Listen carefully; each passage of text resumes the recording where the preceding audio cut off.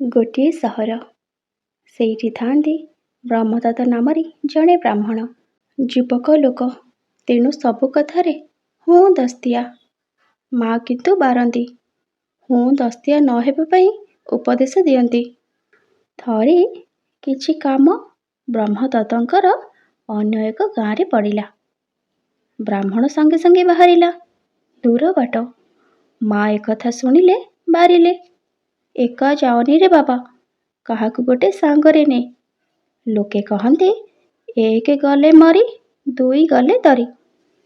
ବ୍ରହ୍ମଦତ୍ତ ହସି ପକାଇଲେ। ମା ଯା କହନ୍ତି ନା, ସବୁ କଥାରେ ଏମିତି ଖୁଣ।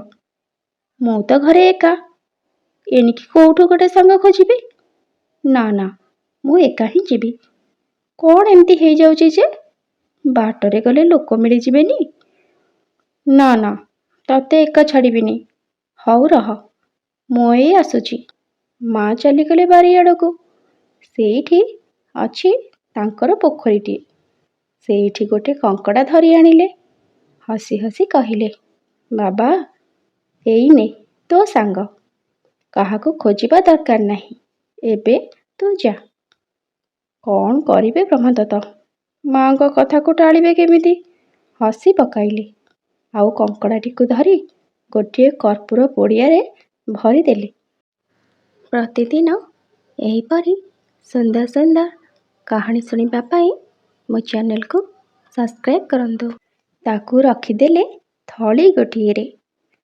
ବ୍ରହ୍ମଦତ୍ତ ବାହାରିଥିଲେ ସକାଳୁ ସକାଳୁ, ଆଉ ସୂର୍ଯ୍ୟ ବି ସକାଳୁ ସକାଳୁ ଆକାଶରେ ଉଠିଥିଲେ। ସେ ଚାଲିଥାନ୍ତି ଆକାଶରେ, ବ୍ରହ୍ମଦତ୍ତ ଚାଲିଥାନ୍ତି ପୃଥିବୀ ଉପରେ। ସେଇଟା ଥିଲା ଖରା ଦିନ। ସୂର୍ଯ୍ୟ ତାଙ୍କର ଚାଲିବା ବନ୍ଦ କରିନାହାନ୍ତି। ମଝି ଆକାଶରେ ପହଞ୍ଚି ଗଲେଣି। ବେଶ ଖରା କାଟୁଛି। ଚାରିଆଡ଼ ଖାଁ ଖାଁ। ଲୋକ ତ ଲୋକ, ଚଢ଼େଇ ଚିରୁଗୁଣି ବି ଦେଖାଯାଉନାହାନ୍ତି। ବ୍ରହ୍ମଦତ୍ତ ହାଲିଆ ହୋଇଗଲେ। ସେଇଠୁ ସେ ବିଶ୍ରାମ ନେବା ପାଇଁ ଭାବିଲେ। ବାଟ ପାଖରେ ଥାଏ ଗୋଟିଏ ବରଗଛ। ପୁରୁଣା ଗଛଟା, ଝଙ୍କାଳିଆ। ପତ୍ରଗୁଡ଼ିକ ନୀଳ ରତ୍ନ କରି ଝଲକି ଆସୁଛି। ସେଇଠି ବ୍ରହ୍ମଦତ୍ତ ପହଞ୍ଚିଗଲେ। ଦିହ କହୁଛି ଟିକେ ରହ, ପାଦ କହୁଛି ଟିକେ ରହ। ବ୍ରହ୍ମଦତ୍ତ ସେଇ ବରଗଛ ଛାଇରେ ବସି ପଡ଼ିଲେ। ବସୁ ବସୁ ଟିକେ ନିଦ ଆସିଗଲା। ଗାମୁଛା କାଢ଼ିଲେ ବ୍ରହ୍ମଦତ୍ତ। ସେଇଟାକୁ ପାରିଦେଇ ତଳେ ଗଡ଼ି ପଡ଼ିଲେ। ଗଡ଼ୁ ଗଡ଼ୁ ଆଖି ଲାଗିଗଲା।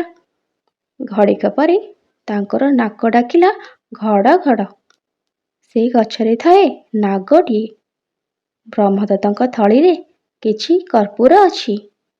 କର୍ପୂରର ବାସନା ପାଇ ନାଗ ବାହାରି ଆସିଲା। ବାହାରି ଆସି ସେ ଥଳିରେ ମୁହଁ ଗଳେଇଲା। ଖୋଜିଲା କର୍ପୂର ପୁଟୁଳି। ଆଉ ସେତିକି ବେଳେ ଗୋଟିଏ ଟାଣୁଆ କ'ଣ ସାପର ଡଙ୍କକୁ ଧରିଲା। ଲୁହା ଷଣ୍ଢୁଆସି ଭରି ଟାଣ। ସେ ଥିଲା କଙ୍କଡ଼ାର ବୁଢ଼ା ଗୋଡ଼। ସେଇ ଗୋଡ଼ରେ ସେ ସାପର ଫଣାକୁ କାଟି ପକାଇଲା। ଅଳ୍ପ ସମୟ ପରେ ଉଠିଲେ ବ୍ରହ୍ମଦତ୍ତ। ଓରେ ବାବା, ଥଳି ଉପରେ ସାପ ମରି ପଡ଼ିଛି। ଫଣା ତାର କଟି ଯାଇଛି।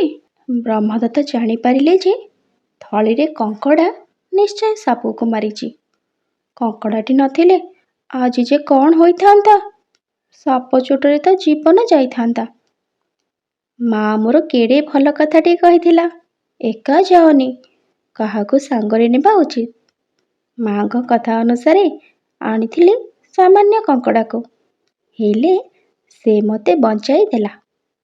ବ୍ରହ୍ମଦତ୍ତ ସେଇଠି ମାଙ୍କ ଉଦ୍ଦେଶ୍ୟରେ ମୁଣ୍ଡ ଲଗାଇ ମୁଣ୍ଡିଆ ମାରିଲା।